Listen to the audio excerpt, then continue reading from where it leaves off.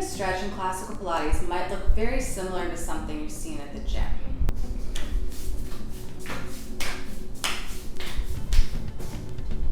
But it's not. So here's what's different in classical Pilates. So bend both legs into your chest. Curl your head and chest off the mat. Take both hands to the top of your right leg. Reach your left leg out to the ceiling on ball knee. And then switch legs. Here's where it's different. Scoop your belly in more. Good. So you want to get that hollow belly, that Pilates navel scooping in towards the spine, up towards the head. And you want to keep that as you switch legs. So the legs aren't important. That's just to challenge the abdominals. The abdominals you want to keep hollow and scooped in the whole time.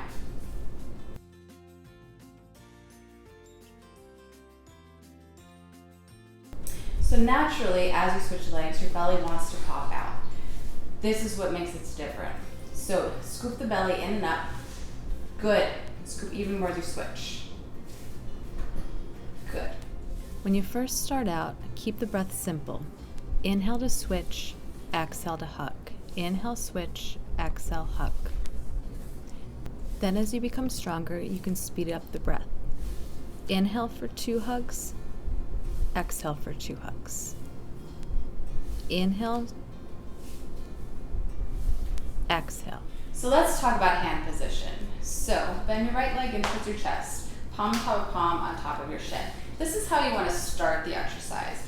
Palm on top of palm rather than interlacing. So don't interlace knuckles, because that way you're just using your bones to keep your hands together. But if you do palm on top of palm, then you're actually using muscle to keep your hands there. So you always want Pilates in every single exercise where your hands are together to keep palm on top of palm. So when you first start single leg stretch, you want to keep your hands together, palm on top of palm in the middle of your shin. Keep your hands there until everything else is going well, until you can keep that hollow belly the whole time. Once you've got that hollow belly the whole time, then you can begin to separate your hands. So you want to take your outside hand to your ankle and your inside hand towards your knee. Now you want to keep it this way and not the opposite for this one reason. So if you pull too much to the outside with both hands, when your hands are like this, with the outside hand on your ankle, this way your knee will come in towards the center.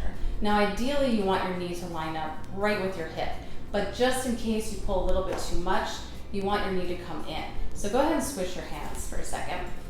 So if your hands are like this and you pull out, your knee's gonna go out, and that's what you don't want to happen. So you really want this outside hand on your ankle. So that way, if you pull too much, the knee's coming in if it moves at all. Just like with any exercise in classical Pilates, you can always make things more difficult by adding layers. So for single leg stretch, here's what you can do. Bend both legs in, head and chest up, both hands to the top of one shin, one leg out, scoop your belly in to switch. Good. So you can add the layer of dropping the shoulder blades down the back and lifting your elbows up to the side as you switch. Good. Keep scooping the belly in. Good. Head and chest up, shin to chest. Good. And you want to curl up high enough so your shoulder blades are just floating off the mat. So you can actually lower down a little bit. Yep. Good. So you can add that layer. You can also add a layer of a heavy tailbone. So feel like you're sticking your butt back to the mat. Yep. And then keep going. Good. Good. You can also add a layer of length. So really feel like your legs are really reaching out long and your spine is staying long, the back of your neck is long.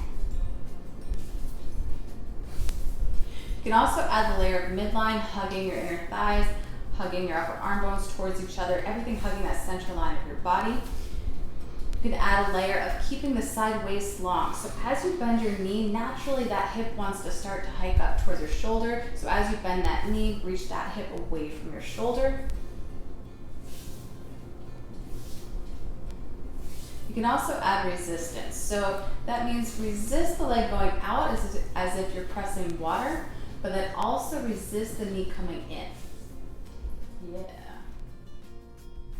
So sometimes you need modifications for these exercises as well. So for single leg stretch, go ahead and do it.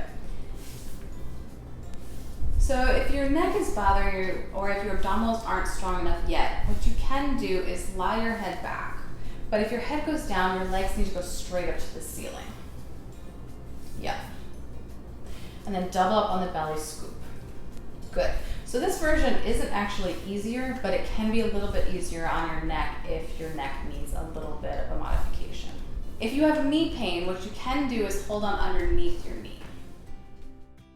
Go ahead, Hunter, hold on. Right. So this way, you don't have to have as big a bend in your knee.